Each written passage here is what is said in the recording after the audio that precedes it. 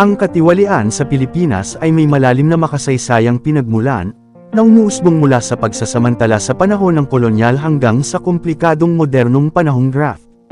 Nagmumula ito sa halo ng pang-aabusong pang-administratibo sa panahon ng Espanyol, pagtangkilik sa panahon ng Amerika, at dinamikong kapangyarihan ng katutubong piling tao.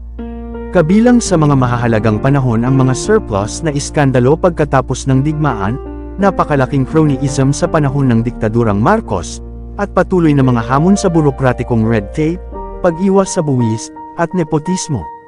Makasaysayang ebolusyon ng korupsyon, panahon ng kolonyal ng Espanya mula 1565 hanggang 1898, madalas na inaabuso ng mga opisyal ang kanilang kapangyarihan para sa personal na pakinabang, na nagtatag ng maagang mga pattern ng administrative graft.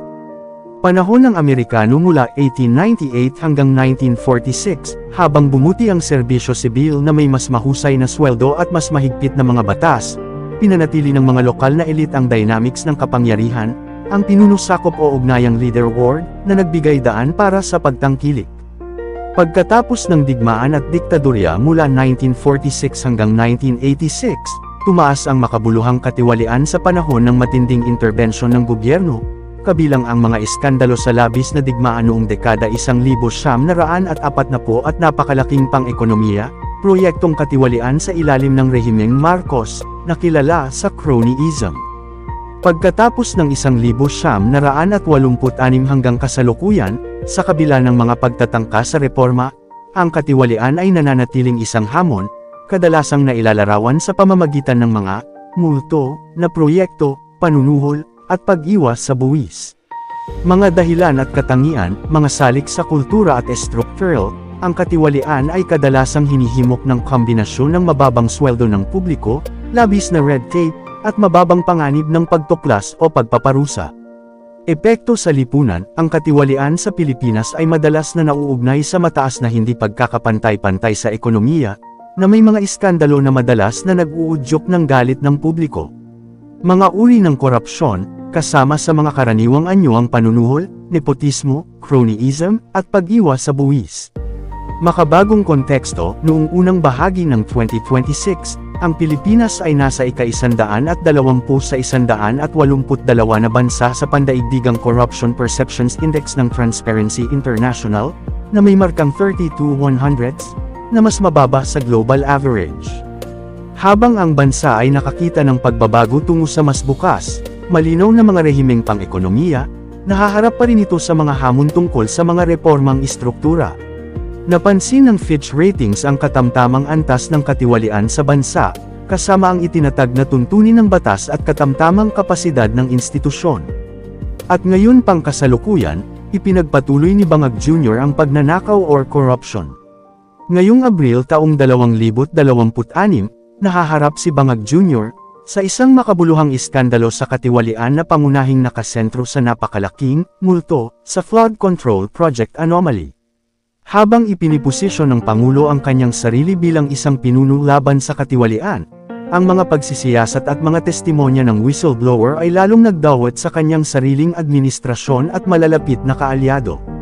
Ang trillion peso flood control scandal, ang administrasyon ay kasalukuyang nasasangkot sa mga paratang hinggil sa bilyon-bilyong dolyar sa pagpopondo para sa infrastruktura na hindi kailanman naitayo o may sira. Epekto sa ekonomiya, tinatansya ng Department of Finance na humigit kumulang $2 bilyon ang nawala sa katiwalian sa mga proyektong ito sa pagitan ng taong 2023 at taong 2025. Mga projects na ghost na tukoy ng mga pagsisiyasat ang maraming hindi umiiral na mga hakbangin sa infrastruktura. Halimbawa, 35 flood control projects sa Quezon City ang nakitang nawawala mula sa 331 na nakalista sa budget. Direktang mga paratang laban kay Marcos Jr., ang dating mambabatas na si Zoldy Co., na ang sinasabing balita ay inaresto sa Prague noong Abril taong 2026, ay nagsabing personal siyang inutusan ni Marcos Jr. na magdagdag ng $1.7 bilyong sa budget para sa kadudadod-ang gawaing publiko, at pinadali niya ang mga kickback sa mga nasasakupan ng Pangulo. Mga reklamo sa impeachment, bagamat ibinasura ng kapulungan ng mga kinatawan ang 2 reklamo sa impeachment laban sa kanya noong Pebrero taong 2026, Ang mga mambabatas ng oposisyon ay nag-aangkin na may ebidensya, kabilang ang mga text message, na nagpapakitang personal na alam ng Pangulo at tumanggap ng pera mula sa mga kickback na ito. Political fallout at public response, lumalalang popularidad. Ang galit ng publiko ay humantong sa malawakang protesta sa kalye sa Maynila, kung saan libo-libo ang humihiling ng pagbibitiw ng Pangulo. Sa huling bahagi ng 2025 na poll, higit sa 80% ng mga residente ng Metro Manila ang naniniwalang lumala ang katiwalian sa ilalim ng kanyang termino. Fractured Alliances, ang kanyang Uniteam, na alyansa kay Vice Presidente Sara Duterte ay bumagsak, kasama ang kanyang ama na si dating Pangulong Rodrigo Duterte, at maging ang sariling kapatid ng Pangulo na si Senator Amy Marcos, na hayagang pinapuna ang kanyang pamumuno at inaakusahan siya ng katiwalian at personal na kawalang tatag. International standing, bumaba ang ranggo ng Pilipinas sa Transparency International Corruption Perceptions Index sa ika-120 sa 182 teritoryo noong unang bahagi ng 2026.